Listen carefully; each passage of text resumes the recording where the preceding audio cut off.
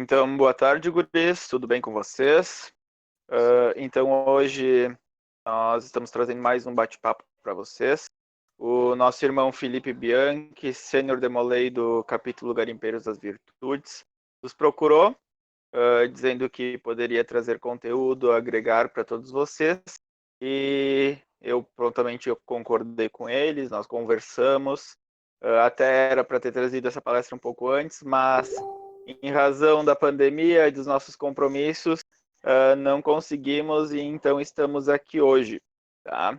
Ele é advogado, empresário e vai conversar um pouco com vocês sobre os deveres e direitos do cidadão em relação à nossa vida pessoal, à nossa vida social e à nossa vida de molei também. Tá? Então, irmão Felipe, eu vou te passar a palavra. Tu pode te apresentar um pouco melhor, falar como tu quer conduzir a palestra e pode começar, tá? Tá contigo, mano.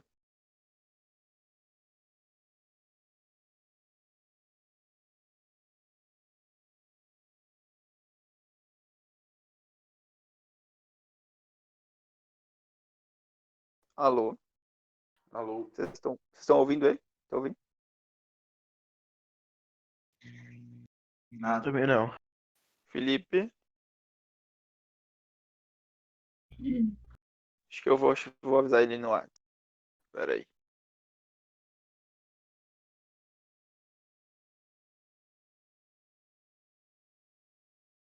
Provavelmente ele não deve ter dado a permissão para o Discord usar o microfone.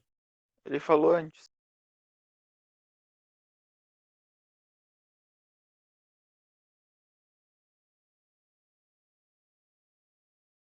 Espera aí que ele mandou uma mensagem.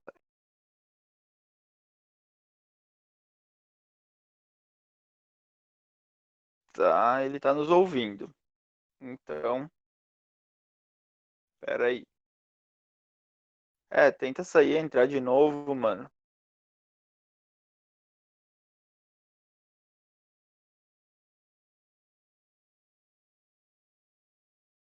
Ou a gente te derruba aqui. Oi, agora? Agora sim. Deu Perfeito. certo? Sim. Ah, perfeito, perfeito. Tá, então peço desculpa aí por esse problema técnico aí, pessoal.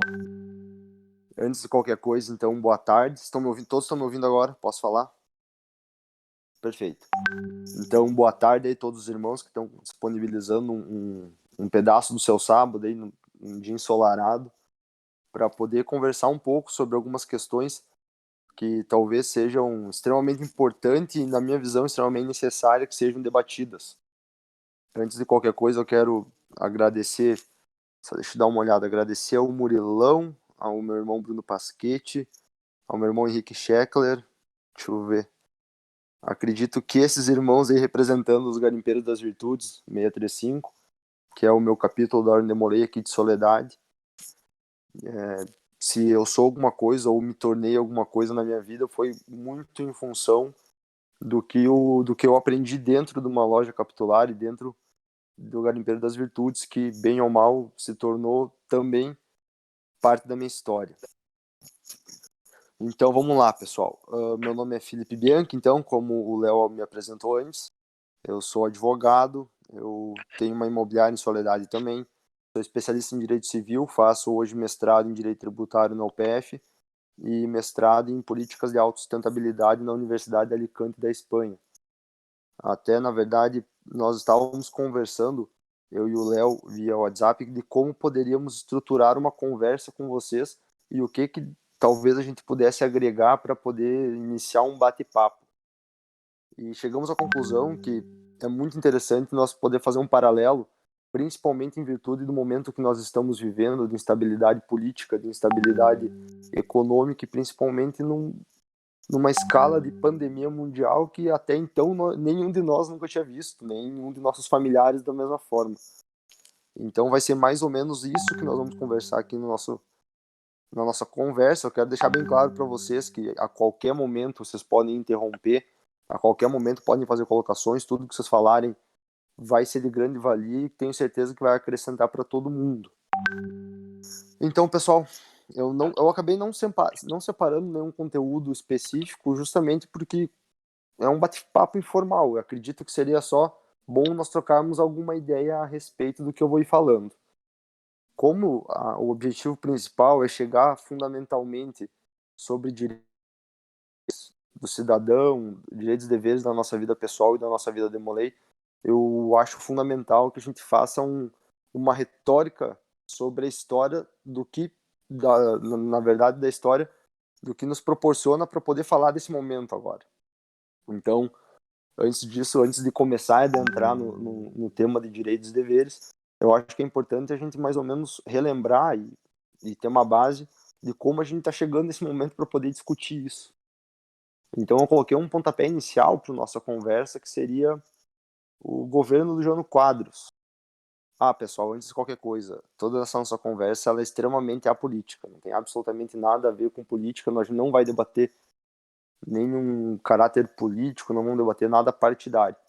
Porque a única coisa que a gente vai trazer aqui são fatos históricos relacionados à política, que eu acredito que é importante a gente também conversar a título de informação para todos nós, para a gente poder se situar a nível mundo, a nível Brasil, e poder ter uma posição sobre tudo que está acontecendo e tudo que ainda vai acontecer nesse breve período de tempo.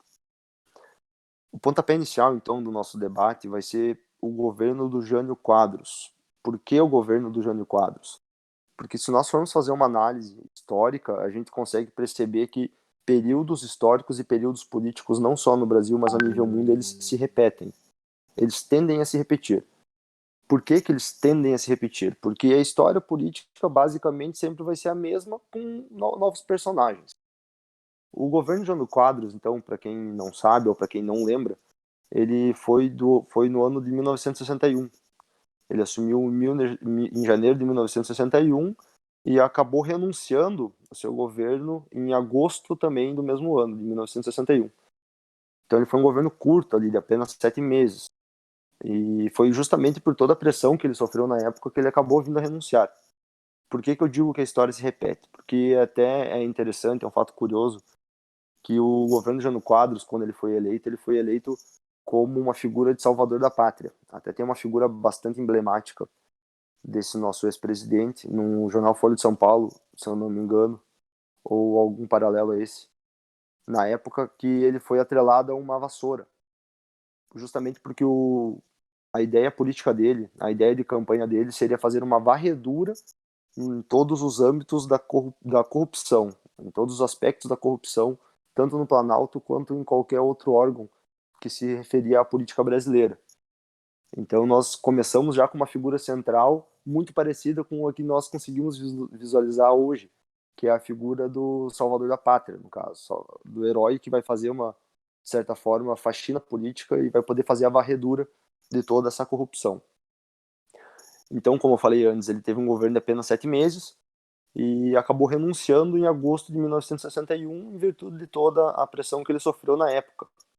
A partir do momento que ele renunciou, então, nós tivemos o nosso Jango, nosso presidente João Goulart, que inclusive era gaúcho de São Borja. Ele acabou, então, assumindo o governo a partir de uma campanha da legalidade que houve na época, que foi comandada pelo Brizola. O que seria essa campanha da legalidade? Quando o João Goulart, ele era vice-presidente do Jânio Quadros. Quando o Jânio Quadros renunciou, o João Goulart ele foi convidado então a assumir a presidência.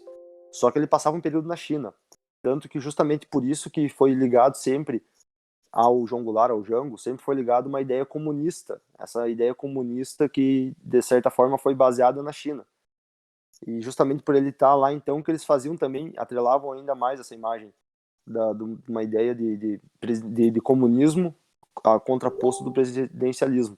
E justamente por essa ideia comunista que, de certa forma, teve bastante resistência à ideia do Jango assumir no lugar do Jânio Quadros a presidência.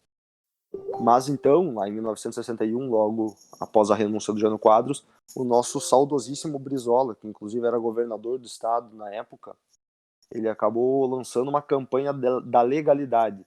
E essa campanha da legalidade tinha um princípio básico que era justamente cumprir a ideia do vice-presidente assumir a presidência em caso de renúncia do seu antecessor. E essa campanha da legalidade, então, ela foi positiva, tanto que em 1961, em setembro de 1961, logo após a renúncia do Jânio Quadros, o Jango ele foi posto como nosso presidente. E me fugiu a palavra, mas enfim, o seu regime, no caso, o seu período na presidência, ele durou até 1964. Então, que em 1964 foi o ano em que ele foi deposto. E quando eu digo que um presidente foi deposto, logo nós temos que nos remeter à ideia de que ele foi deposto pelo regime militar. Veja bem, tem uma grande diferença entre um presidente ser deposto e um presidente sofrer impeachment. Um presidente sofrer impeachment nós podemos até discutir depois, mas nesse caso em específico o presidente ele foi deposto. Ele foi deposto pelo regime militar, que acabou culminando num golpe em 1964 e acabou tirando a ideia do presidencialismo, a ideia de democracia brasileira e transformando esse regime militar, esse golpe de regime militar, na ditadura militar que nós vivemos. E nós vivemos uma ditadura de 21 anos, pessoal. Não é uma ditadura de 2 meses, 1 ano, 5 anos. É uma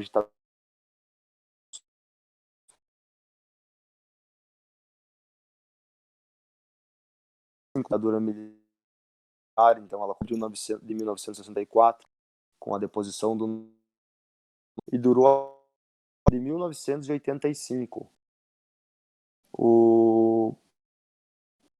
No caso, nós tivemos nesses diversos governos militares, diversos presidentes que acabaram comandando o nosso país. Então, foram uma série de governos de comando de... Ô, até que... Felipe, tu tá Oi, cortando um pouco a tua voz. eu não ouvi, desculpa. Pode falar. Tá cortando um pouco a tua voz. Vocês não estão conseguindo me ouvir direito, pessoal? Não muito bem.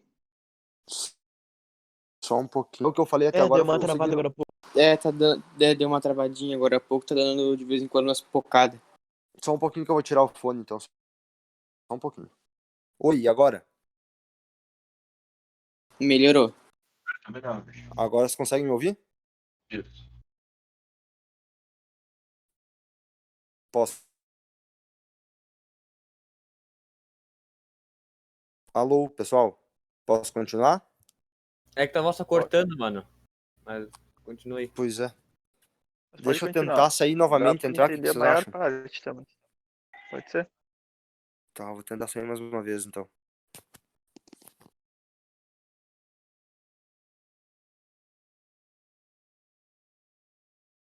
Pra mim também tava cortando, mas daí eu saí e entrei porque eu achei que era do meu negócio. Oi, Deu certo. oi. Oi. Estão me ouvindo agora? Sim, agora sim. Sim. Tá melhor? O áudio ficou melhor? Tá bom. Aham. Sim, Tá tá bom. bom, tá bom. Tá, perfeito. O que nós conversamos até agora, vocês conseguiram ouvir? Estavam entendendo bem, não? Ou preciso repetir mais alguma coisa? Eu entendi. Até agora Tá. é tudo certo. Tá, perfeito. Então vamos continuar, então. Qualquer coisa, vocês vão me avisando aqui que a gente tenta fazer de alguma outra forma, tá, pessoal? Então vamos lá. Continuando, a gente estava falando sobre a questão dos diversos comandos de governos militares que o Brasil teve, que foi até 1985. Então, essa série de comandos de governos militares de 1985, ela teve fim, então, justamente quando o nosso presidente José Sarney assumiu. Esse nosso presidente José Sarney, então, ele foi eleito democraticamente, e até é interessante falar que nessa eleição concorreram tanto civis quanto militares. E acabou, então, o José Sarney assumindo e sendo um civil assumindo, no caso. O que é importante falar para o pessoal? Por que acabou o regime militar? Ele teve que, de certa forma, acabar para poder dar origem, então, a um presidencialismo, a umas eleições indiretas, como foram na época. Justamente porque o regime militar, o militarismo, no caso, a ditadura, ela acabou caindo em decadência quando o governo ele não conseguiu mais estimular a economia. Eles não conseguiam nem além de não conseguir estimular a economia, eles não conseguiam controlar a hiperinflação que existia na época. Até se vocês perguntarem para os pais de vocês, vocês vão conseguir, eles vão lhe passar para vocês exatamente como era fazer compras, inclusive nos mercados na época. Tu entrava no mercado, o preço era um, quando tu ia pegar na prateleira já tinha mudado o preço outra vez. Era uma hiperinflação que não conseguia ter controle nenhum. E além de não conseguir, então, estimular a economia e não controlar a hiperinflação, o regime militar, da ditadura militar, ela não conseguia manter os níveis de concentração de renda e pobreza. Até, na verdade, se nós conseguirmos ver, é uma situação que também existe hoje. Era muito dinheiro concentrado nas mãos de poucos e quase nenhum dinheiro concentrado na maioria da população. E foi justamente isso que fez com que o regime militar, a ditadura militar, não conseguisse manter o seu governo, tendo que abrir as portas para umas eleições indiretas, que foi então quando concorreram civis e militares, culminando na eleição do José Sarney. Essas eleições presidenciais indiretas, elas que foram em 1984 e em 1985, então, o Sarney acabou assumindo, elas foram, digamos que, antecedidas por um movimento pró-democracia.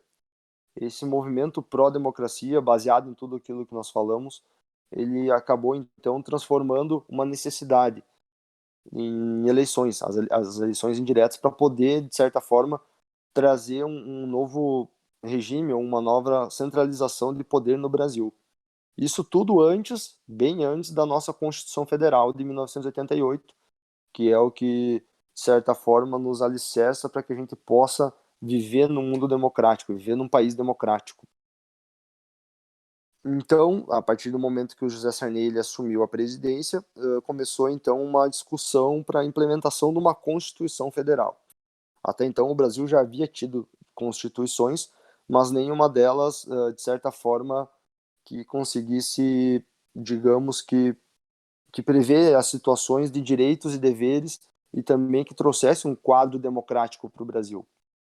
Foi então que em 1988 o Brasil acabou por trazer uma normalidade institucional, digamos assim, e acabou fazendo com que se criasse a nossa Constituição Federal de 1988.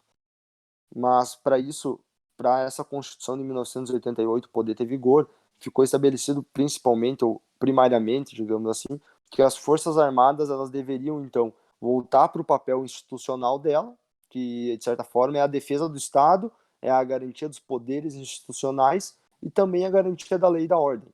Não um controle de governo como na ditadura militar acabou acontecendo, desvirtuando totalmente a função de que seria para essas Forças Armadas. Então, a Constituição Federal ela foi escrita numa espécie de redemocratização do Brasil, que foi, então, resultado de um amplo debate e acabou sinalizando o início de uma nova república, que é a república que nós, hoje, de fato, estamos vivendo. A nossa Constituição, é importante falar para todo mundo, ela é um exemplo de Constituição para todos os países. Então, sempre que vocês ouvirem, de certa forma, alguém falando mal da Constituição Federal, como Demolês e meus irmãos, eu peço que vocês intervenham. Não deixem que ninguém fale mal da Constituição Federal. Porque a Constituição Federal, além de ser linda, ela é fundamental para que nós possamos viver num país livre, que é o que nós vivemos hoje. Em que pese tenhamos vários defeitos e várias situações ligadas ao comando, principalmente político do Brasil, nós vivemos num país livre. E se nós vivemos hoje num país livre é porque nós temos uma Constituição Federal que nos, digamos assim, garante direitos e garante deveres, inclusive da democracia, que é o principal de todos. O texto nosso constitucional, da Constituição de 1988, ele teve uma missão, então, de encerrar a ditadura. E fazendo isso, encerrando essa ditadura, ele acabou criando, digamos assim, umas bases da democracia, propriamente falando, para criar instituições democráticas sólidas, principalmente para poder suportar crises políticas e estabelecer as garantias para o exercício dos direitos e liberdades dos brasileiros. Quando eu digo que ela teve uma ideia principal de criar instituições democráticas sólidas para suportar as crises políticas, é justamente para que a nossa Constituição ela se sobreponha ao momento político que o Brasil vive. Por exemplo, e vive que eu digo num estado não estrito, mas lato, não ligado apenas a esse governo, mas sim a qualquer outro governo, que a gente consiga, através da Constituição Federal, achar mecanismos para que nós possamos ter um controle sobre o governo, para que presidentes não sejam depostos para que assumam um regime militar, mas sim, quando configurada alguma situação de crime de responsabilidade, esses presidentes eles sofram impeachment, que é o que a Constituição nos traz. Justamente dessa forma, criando uma base sólida para que a gente possa suportar crises em momentos políticos e, principalmente, estabelecer e precaver essas garantias para o exercício desses direitos e liberdades que os brasileiros, e não só os brasileiros, mas todos os estrangeiros em solo brasileiro, possuem. Então, a Constituição de 1988 ela é a nossa Carta Magna. Ela é considerada a Constituição Cidadã. Essas, com certeza, ouviram já falar disso, que ela é considerada a Constituição Cidadã justamente porque ela coloca o cidadão como centro dela. Ela é uma Constituição extremamente grande, em comparação com qualquer outro país democrático, mas ela é uma Constituição que prevê determinadas e diversas situações, mas que deixa sempre o cidadão no centro dela, de certa forma, garantindo que ele tenha direitos e tenha deveres, mas principalmente que viva num regime democrático, que possa ter voz, que possa se expressar, principalmente baseado na sua liberdade de expressão. A Constituição Federal ela foi um processo evolutivo e ela acabou, então, atingindo o ápice em 1988 com a promulgação dela, obviamente. Só que antes dessa promulgação dela, entre 1985, quando o Sarney assumiu o governo, e 1988, quando ela foi promulgada, houve esse período de debates para que justamente nós pudéssemos promulgar uma Constituição que pudesse, de certa forma, abarcar todos os direitos ligados a todos os cidadãos que vivem no Brasil, não somente a uma parcela. Até fica como caráter de indicação minha, para quando vocês tiverem um tempo, e se possível, logo após esse nosso bate-papo, coloquem no YouTube, podem colocar praticamente vídeo de promulgação da Constituição Federal de 1988. Eu vou ser bem sincero com vocês, é um dos vídeos mais bonitos disponíveis na internet que a gente possa assistir. A sinergia que envolvia aquilo é algo sinceramente emocionante. Até o que não foi o meu caso, até eu assisti com a minha namorada a questão do filme do Milagre da Cela 7 e acabei não me emocionando, mas para quem se emocionou assistindo o Milagre da Cela 7, assista esse vídeo da promulgação da Constituição Federal. Eu tenho certeza que nesse vídeo vocês vão se emocionar, porque é perceptível e linda a sinergia que envolvia essa promulgação, a representatividade de cada povo, desde os indígenas até os políticos, até os civis, até os trabalhadores, que estavam todos no Congresso para essa promulgação. Ele realmente é um vídeo bonito, dá para nós... Bonito é pouco, é um vídeo lindo. Dá para nós conseguir sentir que todos queriam aquilo, é realmente emocionante. Feita essa introdução, digamos assim, pessoal, a gente pode, de certa forma, agora entrar na questão de direitos e deveres. Direitos e deveres do cidadão. E antes de nós fazer um paralelo com a Vida Demolei, por que nós falamos de direitos e deveres do cidadão? Esses direitos e deveres, eles foram, então, trazidos na Constituição Federal de 1988, mais precisamente no seu artigo 5º. E o que o caput do artigo fala, então, pessoal? Que todos são iguais perante a lei, sem distinção de qualquer natureza, garantindo-se aos brasileiros e aos estrangeiros residentes no país a inviolabilidade do direito à vida, à liberdade, à igualdade, à segurança e à propriedade. Isso aqui são direitos de todas as pessoas que estão residindo no Brasil, não só os brasileiros. É por isso que nós temos as garantias que nós temos relacionadas à nossa vida, principalmente a questão da liberdade, da igualdade, da segurança e da nossa propriedade privada. E é importante. E por que a gente está falando tudo isso, pessoal? Por que a gente fez um aparato histórico de como nós chegamos na Constituição Federal? Por que a gente está falando de toda essa situação que nos trouxe a um país democrático? Porque nós vivemos hoje, infelizmente, num momento de instabilidade econômica, mas também uma instabilidade política. E justamente isso tudo tá vindo no momento que não deveria acontecer, que é justamente no momento de pandemia na saúde, uma pandemia a nível mundial. Então nós ficamos, é natural que nós venhamos a ficar então com questionamentos sobre tudo isso que a gente está passando, sobre o que vai acontecer, sobre um futuro do nosso país, sobre o futuro da economia. Até, na verdade, depois a gente vai debater um pouco também sobre essa questão que a economia traz relacionada a investimentos, enfim, toda essa situação. Mas é natural que a gente fique com essas dúvidas, mais ou menos sem saber para onde correr e também sem saber o que esperar num futuro próximo e também no futuro a médio e longo prazo. O que eu posso dizer para vocês, desde já, pessoal, que fiquem tranquilos.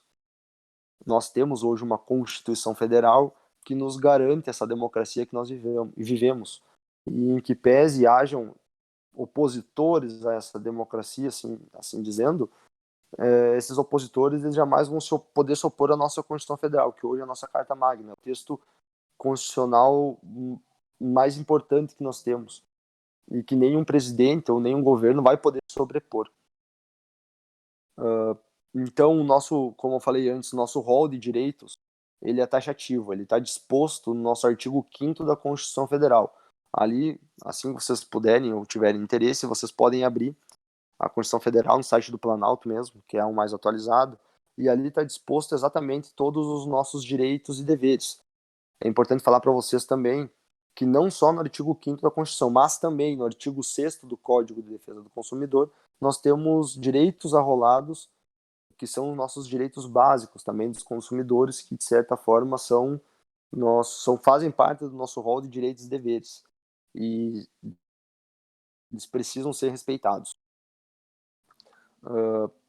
É importante, pessoal, falar que nós estamos debatendo a questão que nós temos direitos e deveres, tanto a liberdade quanto a vida, e todos aqueles que nós taxamos, garantidos pela Constituição. Só que não somente na nossa Constituição esses direitos eles estão previstos. Esses direitos, então, eles fazem parte a nível mundo e eles fazem parte dentro de uma evolução de direitos, que a gente não vai falar hoje, porque senão a gente vai entrar num assunto um pouco mais complexo. Mas eu acho que é importante falar para vocês que são os direitos, propriamente os direitos humanos e direitos fundamentais. Que é importante nós falar, então, que são direitos que são geracionados no decorrer dos anos e são conquistas dos povos, são conquistas das pessoas através das épocas que eles vivem. Eu vou citar, então, só 3 direitos, que são direitos de primeira, segunda e terceira geração, que são os direitos civis e políticos, que foram conquistados pelos direitos de primeira geração, são os direitos sociais e coletivos, que foram conquistados pelos direitos de segunda geração, e também os direitos transindividuais, que são atualmente os debates que nós estamos fazendo no mundo acadêmico, que são os direitos de terceira geração. Só para título também de curiosidade, esses direitos transindividuais que a gente fala são todos os direitos relacionados a matérias. Por exemplo, o meio ambiente. O meio ambiente é um direito transindividual. Inclusive, eu faço mestrado em Alicante sobre políticas de autossustentabilidade, baseado muito nesse princípio dessa terceira geração de direitos, que são os direitos transindividuais, para trazer para nós, para ficar claro que mesmo o meio ambiente, não sendo um cidadão, ele possui seus direitos. Então, direitos e deveres dispostos nas constituições, principalmente na Constituição nossa, eles têm uma base histórica que são justamente esses fundamentais e humanos que são conquistados pelos povos durante as suas evoluções e a cada período de tempo. Então, graças a esses direitos, então, que nós podemos, de certa forma, ter a vida que nós temos com todas as nossas liberdades e garantias, digamos assim. Qual que é o link que eu quero fazer para vocês? Eu quero fazer um link no sentido de que a partir do momento que nós temos direitos, nós, de certa forma, também temos deveres. Um exemplo de direito que nós confundimos com deveres, inclusive, é a votação, o direito ao voto. Que o pessoal acha que é um dever do brasileiro votar, até porque é imposto isso a nós, não seria, em tese, uma escolha, mas, de qualquer forma, é um direito. É um direito porque a partir do momento que nós temos direito ao voto, nós temos direito a ser ouvidos. Direito a eleger, então, de certa forma, nossos representantes, para que esses representantes possam tomar decisões baseado digamos que na coletividade. O link que eu queria fazer entre direitos e deveres do cidadão com direitos e deveres principalmente na vida maçônica, na vida da Ordem Demolay, é justamente que, pessoal, nós temos as nossas 7 velas, que são as nossas 7 virtudes cardeais de todo um Demolay. E digamos que nunca é muito a gente citar elas, que seria o amor filial, reverência sobre as coisas sagradas, a cortesia, o companheirismo, fidelidade, a pureza e patriotismo. A partir do momento que nós temos essas 7 virtudes como o rumo, como o norte da nossa caminhada Demolay, isso, de certa forma, acaba se tornando um dever nosso, um direito nosso também. Então é importante nós sempre, digamos que, respeitar ou sempre fazer tratar como se, de fato, a nossa vida dependesse dessas virtudes para que a gente pudesse, de certa forma, se evoluir como Demolay, se evoluir como cidadão e poder se posicionar dentro de uma sociedade democrática. Até o que eu acho genial é sempre que dessas 7 virtudes que nós temos, dessas nossas 7 velas, a nossa vela central é do companheirismo. E não à toa que ela é a vela central, pessoal, porque ela, bem ou mal, ela traz a própria insígnia, a própria imagem dos milhões de jovens que nós tivemos que acabaram se dedicando aos princípios da Ordem Demolay. E esses princípios nada mais são que deveres que nós, Demolays, temos frente à sociedade e frente aos nossos irmãos. Então é importante que nós tenhamos isso na nossa cabeça, esse compromisso de sempre defender não só os direitos e deveres, mas sempre defender uma Constituição, sempre defender uma liberalidade, sempre defender uma forma democrática de nos posicionar e sempre levar uma vida, de certa forma, de acordo com o que a sociedade espera de nós. Porque se automaticamente nós podemos estar tendo um debate que nós estamos tendo num sábado através da Ordem Demolay, é porque, de certa forma, nós somos privilegiados por poder ter esse acesso à luz, digamos assim, para poder ter esse discernimento de situações. E é isso que nos torna fundamentalmente importantes para uma construção de vida pessoal baseado sempre nos deveres e nos direitos que os Demolays têm como pessoa e como cidadão. Era isso que eu queria passar para vocês relacionado a direitos e deveres. Pessoal, eu queria fazer essa construção histórica para que a gente pudesse entender um pouco sobre essa questão do momento que a gente vive, o que são esses direitos e deveres. E agora eu me coloco à disposição para a gente poder debater alguma coisa relacionada a esse sentido. E também, se vocês quiserem conversar sobre alguma coisa relacionada a propriamente questão de investimentos, questão da taxa Selic que está baixa, questão de tudo relacionado ao ramo imobiliário também estou à disposição. Acho que devolvo a palavra para o Léo, para ele poder conduzir o debate também. E estou à disposição de vocês, meus amigos. Meus irmãos, melhor dizendo. Muito bacana, mano. E, guris, alguém tem alguma questão para levantar? Podem se sentir à vontade.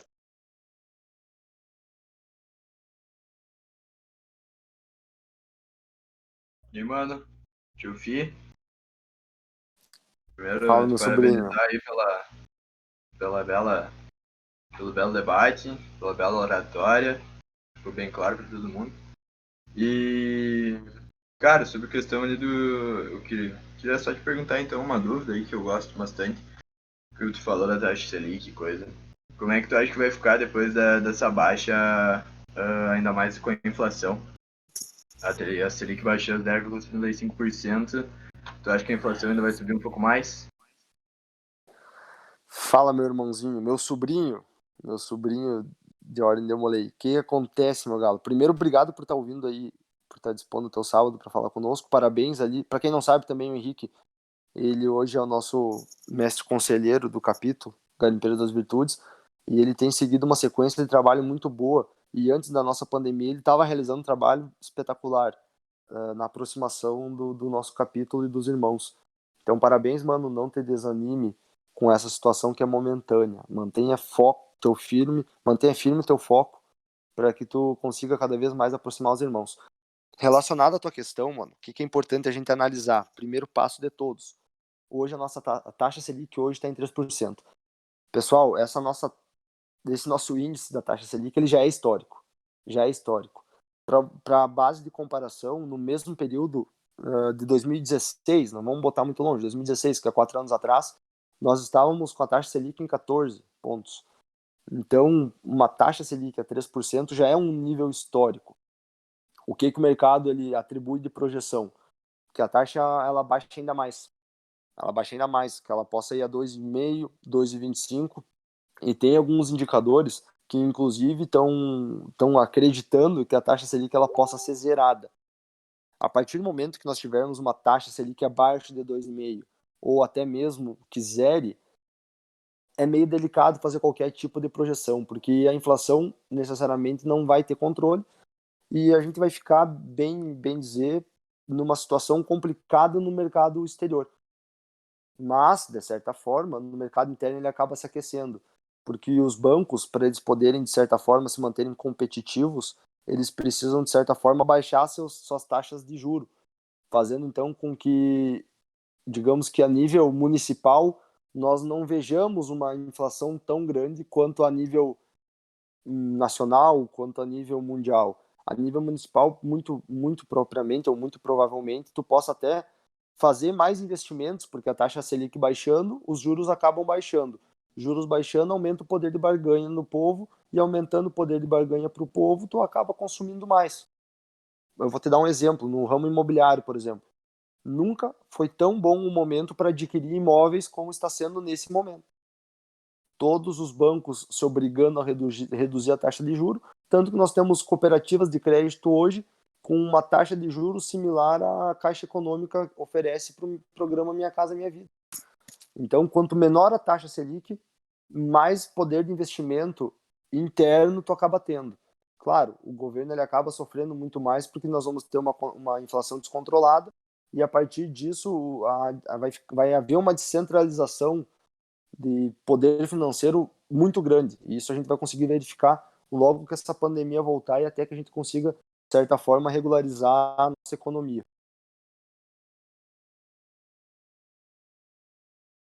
Top, Perfeito. mano. Top. E já ligando com esse ponto, o que a gente poderia, como Demolei, observar? Na verdade, como Demolei não, eu digo como Demolei porque a gente não é estabilizado financeiramente ainda, sabe? Não temos uma certa idade para essa estabilização. O que a gente pode observar se a gente for, digamos, morar em outra cidade para cursar alguma faculdade, no momento de alugar ou comprar algum apartamento? O que seria interessante trazer para o pessoal? Ou casa, talvez. Ótima pergunta, Léo, ótima pergunta. O que acontece, pessoal?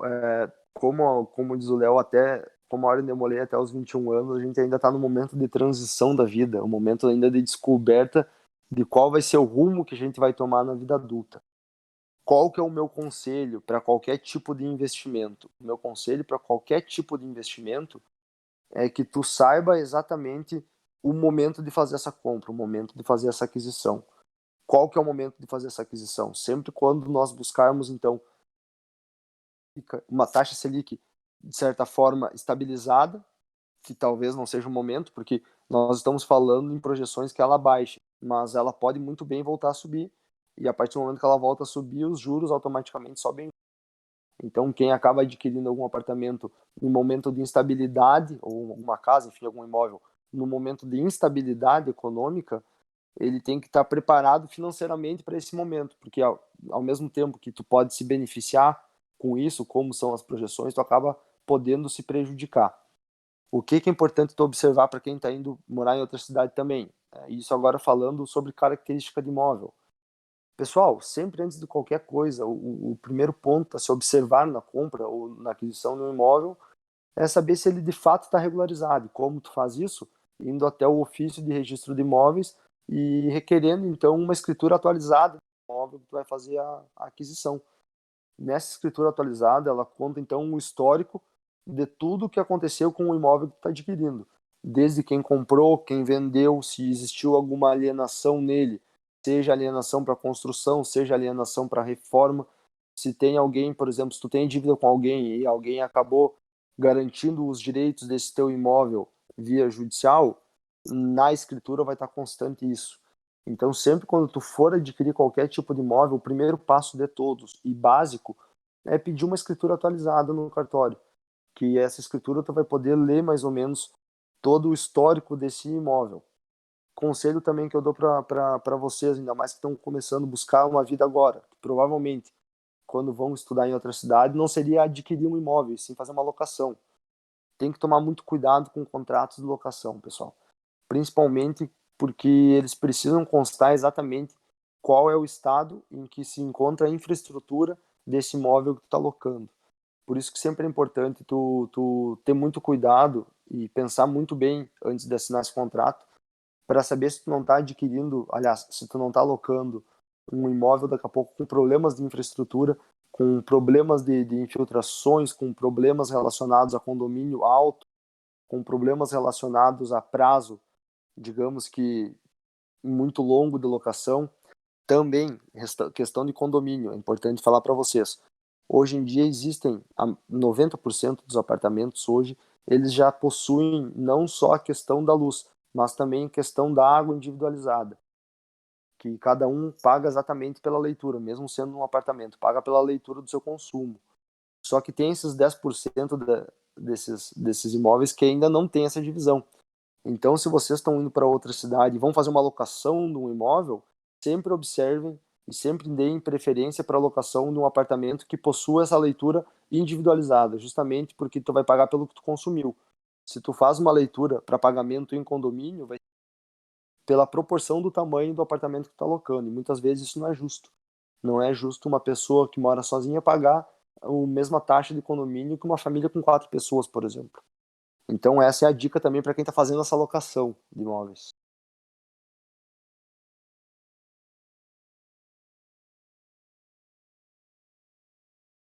Perfeito. Mais alguém tem alguma dúvida, guris?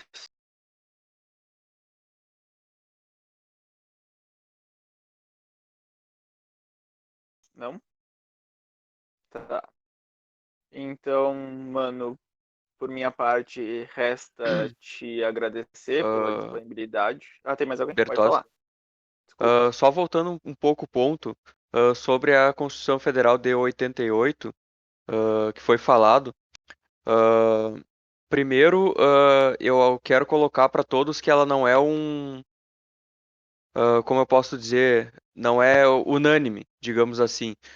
Nem todos são a favor da Constituição Federal de 88 e não tem nenhum problema a pessoa ser contra ou achar a Constituição Federal de 88 errônea, equivocada, demasiada, seja lá qual for o adjetivo que a pessoa quiser usar. Não ser contra a Constituição Federal de 88 não é necessariamente ser contra a democracia. É apenas entender que existem outras formas, outras constituições e formas diferentes de escrever, ou escrever menos ou mais, da forma que foi escrito lá em 88, com toda a Constituinte, com todos os membros da Constituinte, que a gente sabe, e que coisas perfeitas, principalmente se tratando de Estado, elas não existem de fato, né? Elas sempre podem ser melhoradas e geralmente tem uma forma melhor e mais eficiente de serem feitas. Então, eu só queria colocar um contraponto de que ela não é unânime e nem todos acham ela perfeita. Perfeito, perfeito, perfeito. Eu acho que é isso mesmo. É justamente através da democracia que a gente pode ter esse tipo de debate. E é por isso Com certeza. justamente que eu sou tão a favor da nossa democracia que a gente vive e por isso que eu sou tão defensor. Então, parabéns, perfeito. Ótima colocação.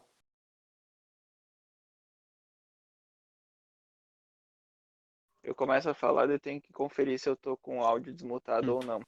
Eu tava pesquisando o vídeo que tu comentou antes e se eu vi o vídeo, se eu abri o vídeo certo, é um vídeo bem curto, de 6, 7 minutos, né? Eu acho que é. Isso, Então vale a pena isso. a gente tirar um tempinho, 7 minutos, o que é 7 minutos, né? Para quem está numa Isso. quarentena, para que a gente Exatamente. possa olhar um pouco e ver como foi a promulgação da Constituição. Sim, é importante todo mundo ver, pessoal, porque bem ou mal, como diz o irmão ali, mesmo trazendo contraponto, bem ou mal ele é um marco fundamental e importante na nossa história de um país extremamente jovem, de 500 anos, que inclusive vive numa pós-ditadura que a gente nem conseguiu se adaptar ainda. Tanto que a gente tem diversos traços da ditadura bem ou mal impregnados ainda nessa nossa democracia. Então é importante que todos que puderem assistam esse vídeo, porque ele realmente é muito importante, é um marco fundamental, digamos assim, um ponto de partida muito importante dentro da nossa história. Ah, isso aí. Mais alguém, Guri? Eu Pode tenho falar. uma pergunta, é bem rápida e simples. Tu não acha que a democracia, do jeito que ela é hoje no Brasil, ah, sendo bem sincero, eu não sou contra a democracia. Eu acho que talvez seja a melhor coisa que a gente conseguiu se adaptar até hoje. Talvez surja alguma ideia melhor, alguma ideia mais interessante, mas hoje é o que a gente tem, é o que a gente tem que viver. Mas você não acha que a democracia, do jeito que ela é hoje no Brasil, dá poder demais para quem comanda o Brasil, ou o país? De certa. Foi o Lorenzo, né? Isso. Não, perfeito, mano. Perfeito também. Que bom que tu pôde contribuir conosco com essa tua pergunta, mas eu acredito, na minha visão, obviamente, eu acredito que não. Eu acredito que a democracia, ela possibilita, digamos assim, que nós possamos, de certa forma, fazer a escolha, mesmo que tendo uma representatividade de governo, ela nos possibilita fazer uma determinada escolha. E a Constituição, bem ou mal, ela está ali também justamente para regrar esse controle, digamos assim, que o governo tem. O grande ponto que a gente tem que discutir, e eu acredito que tem que ser feito, inclusive, um grupo de debate para discussão específica disso, é justamente até que ponto o governo ele consegue se atrelar ao que a Constituição dispõe e até que ponto, de certa forma, ele acaba ultrapassando o que ele teria de fato de, digamos que, direito de discorrer, tu me entende? Não, eu entendo e concordo, porque o problema, e aí é uma opinião muito pessoal minha, Claro. é que a Constituição é para o povo, para o povo, né, pelo bem do povo, isso está escrito na Isso. Constituição, e o problema é que ela não é tratada ou utilizada, não é uma ferramenta para isso, não hoje pelo menos, né? A gente não vê, é uma Constituição garantista, né, ela tem muitas Exatamente. garantias, mas o fato dela ser utilizada pelos políticos de uma maneira ah, repressiva de poder, eu acho que muitas vezes, por isso que eu fiz a pergunta, né? Muitas vezes ela dá poder demais para quem não podia estar com ele. Não, claro, eu te Muitas entendo. vezes, isso, cara, principalmente a camada mais periférica da população, o pessoal da camada C, B para baixo, que não tem aquela educação que muitas pessoas, acredito que uma grande parte da Ordem de Molay teve, de saber o que é um deputado, de saber o que um senador faz, de saber quais são as competências de um presidente, até onde ele pode, até onde ele não pode ir. E infelizmente a camada mais baixa da população não tem o conhecimento sobre isso. E é a camada que os políticos que usam desse poder vão para estar no pedestal, né? Que é o tão chamado populismo, que é tu fazer a política voltada para a camada mais pobre da sociedade, para que dessa maneira tu se eleja, tu fique lá no topo. Então,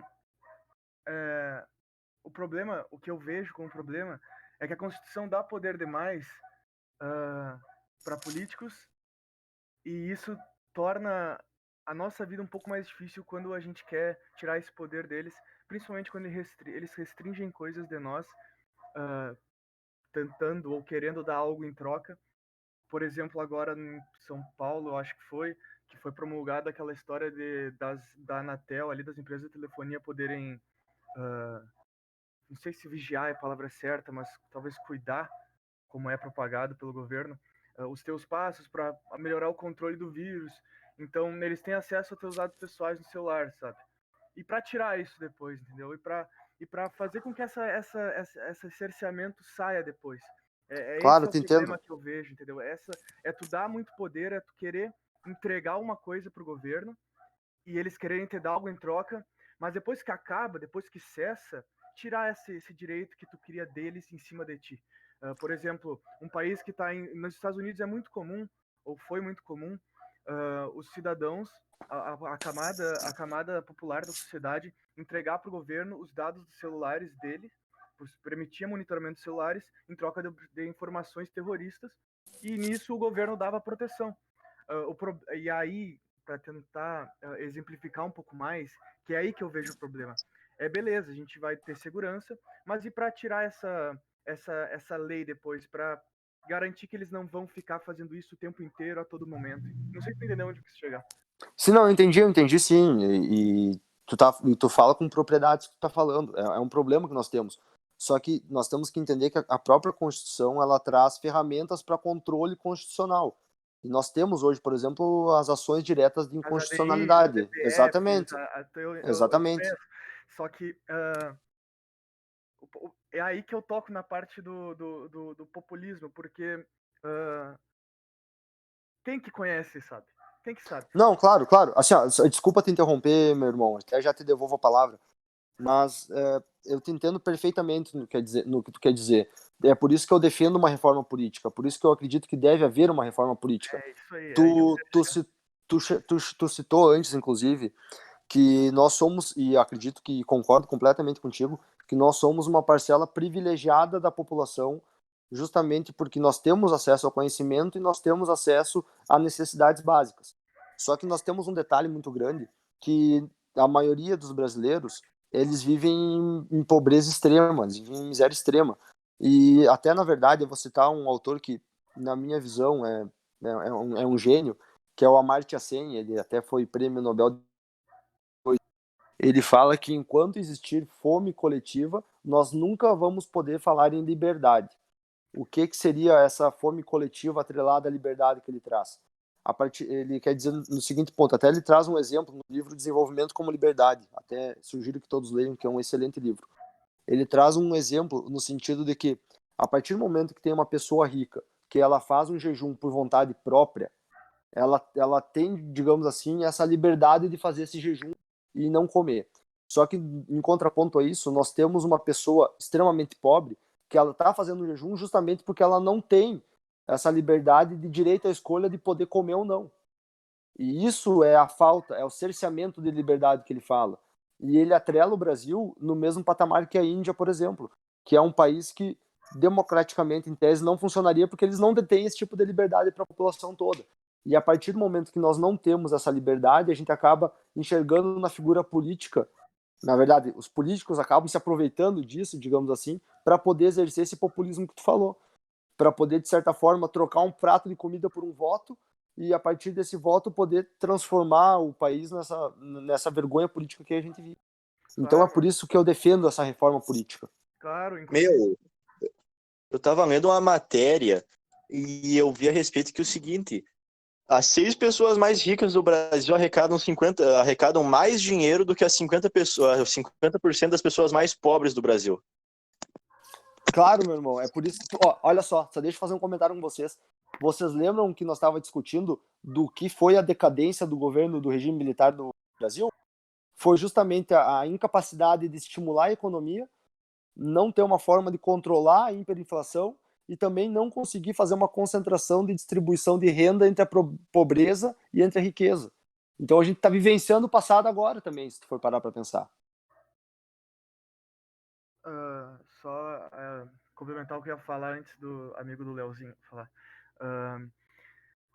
Que, inclusive, quando tu coloca essa questão de trocar um prato de comida por um voto, eu tenho certeza, cara, isso eu falo assim abertamente, que grande parte da galera que tá aqui ouvindo isso votou no Amoedo no primeiro turno, né? Porque acredita nele, sabe que a desconexa polarização que a gente tem no Brasil hoje entre o messianismo bolsonarista e a esquerda 16 anos podridão brasileira é um problema essa polarização. Então procurou no Amoedo uma maneira de se apoiar.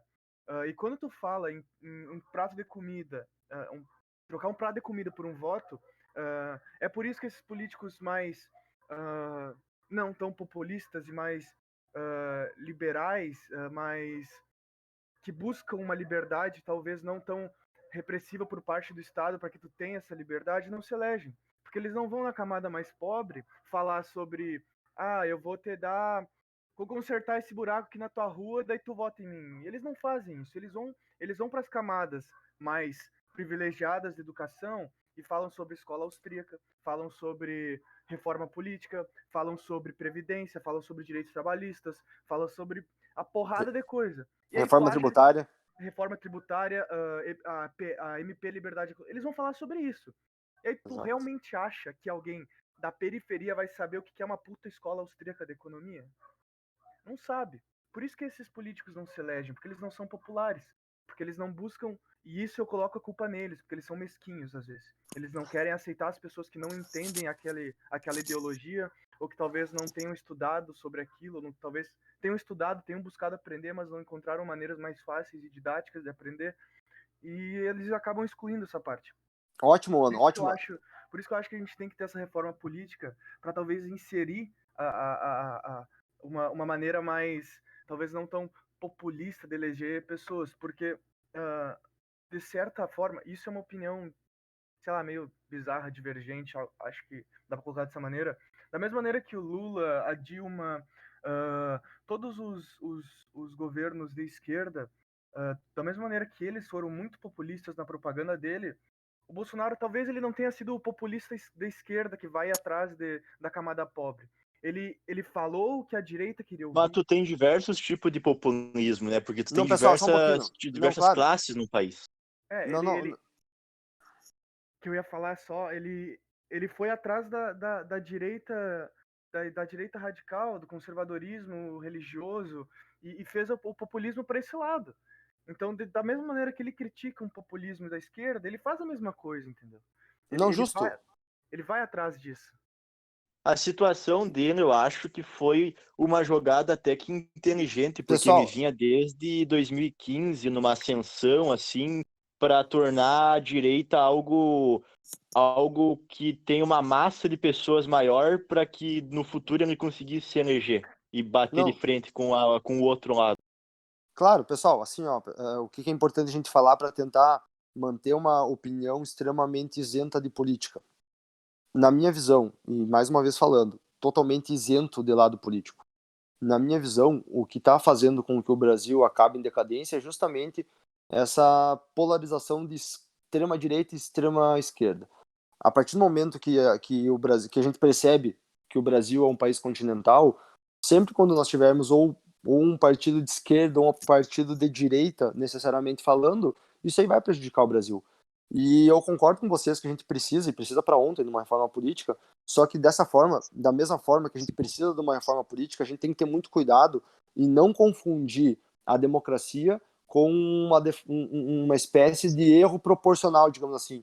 Ah, mas a democracia vai eleger o nosso candidato. Só que tem muita gente que troca voto por um prato de comida ou porque arruma um buraco. Não, beleza. A gente sabe que existe, uma forma política precisa existir, concordo.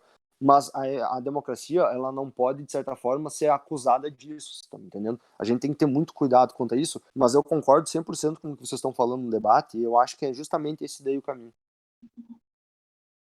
Felipe, as pessoas falam que aquela tal pessoa é o meu candidato, me representa. Só que às vezes certos candidatos não representam outras pessoas. Então não seria uma maneira mais conveniente para um sistema governamental, já que nem todas as pessoas se sentem representadas por um líder.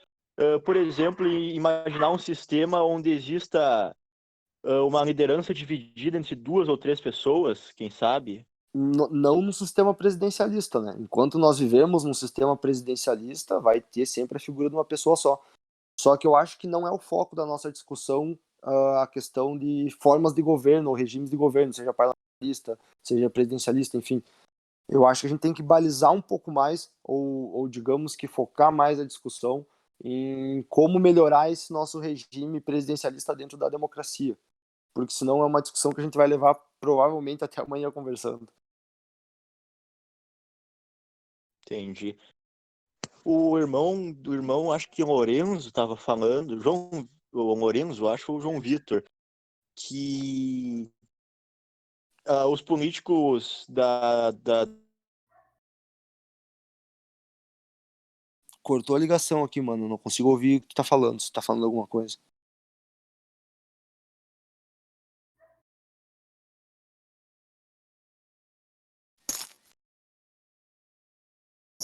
Aqui também. Pessoal, então, enquanto o irmão Lorenzo retoma na fala dele, digamos assim, é por isso que eu... Aí, pode falar, pode falar. Não, ele não é o Lorenzo, eu sou o Lorenzo. Ah, tá, desculpa. Então, enquanto alguém tava falando e caiu o áudio. Mas enquanto essa pessoa volta, acho que é importante, pessoal, a gente ter uma noção que, bem ou mal, a gente como Demolei, e principalmente como tendo noção do que acontece a nível Brasil, eu acho que é fundamental que nós tenhamos envolvimento político. Porque a partir do momento que a ideia da política é afastar pessoas boas justamente para não, em tese, serem contaminadas, entre aspas, falando, eu vou pro contraponto, que seria que, sim, nós devemos, sim, participar, devemos fazer parte ativa dessa política para tentar reverter, de certa forma, seja a nível municipal, mas reverter, de certa forma, uma política correta e coerente com o que deveria ser. É verdade. E nós temos um exemplo disso, né? Se vocês forem ver. Nós temos um irmão que foi mais conselheiro estadual e é deputado estadual e está tentando mudar um pouco essa realidade que nós estamos vivendo. Ótimo.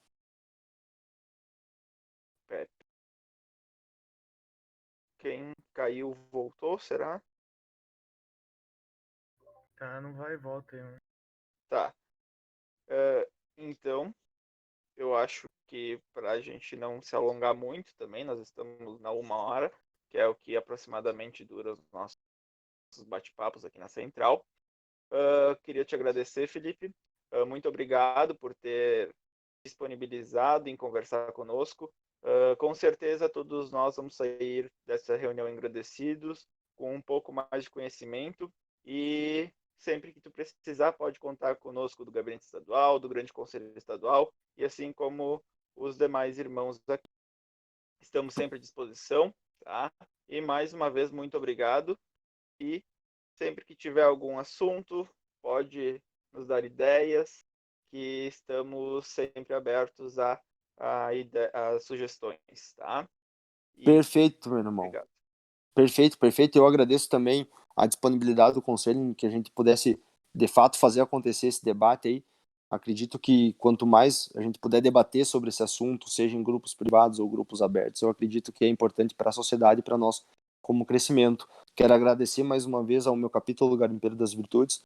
E agora eu percebi que o Yuri Tatin, que é outro irmão nosso, também está participando do debate, então muito obrigado, meu irmão. Agradecer a todos eles e a todos vocês, todos os meus irmãos que de certa forma dispuseram do seu tempo para falar comigo. Dizer que eu, como profissional, como pessoa, como irmão Demolei, como tio maçom, eu estou à disposição de todos vocês e aberto a qualquer tipo de debate, qualquer tipo de ajuda, dizendo que sempre que precisarem, realmente eu vou estar à disposição de vocês, e quando estiverem em soledade, um lar vocês já têm, porque onde eu estiver, tem sempre espaço para um Demolei, tá, meus irmãos? Fiquem com Deus, um ótimo final de semana e obrigado pela disponibilidade e a paciência do tempo de vocês para que pudéssemos, então, de certa forma, ter essa conversa. Um abraço, Léo. Muito obrigado. Só passando para vocês, para os demais, nós, na semana que vem vamos ter outro bate-papo, que é sobre empreendedorismo com o tio Andrew. E na outra semana, no dia 30, nós teremos sobre gestão de voluntários. E nós temos mais 6 bate-papos já agendados. Então aguardem as próximas semanas, com certeza nós vamos trazer mais conteúdo para vocês. E estamos pensando em novos projetos, novos campeonatos, para que a gente possa passar o tempo nessa quarentena e nosso isolamento social, tá? Mais uma vez, muito obrigado a todos vocês que estiveram presentes aqui hoje. Quando tiverem reunião dos capítulos, tragam as reuniões até nós, para que a gente possa participar. Com certeza nós vamos nos sentir muito felizes por estar conversando com vocês nas reuniões capitulares também. Então, muito obrigado a todos vocês e um grande abraço. Valeu, mano. Muito bom. Valeu, mano. Muito tribo. Valeu. Valeu, mano. Valeu.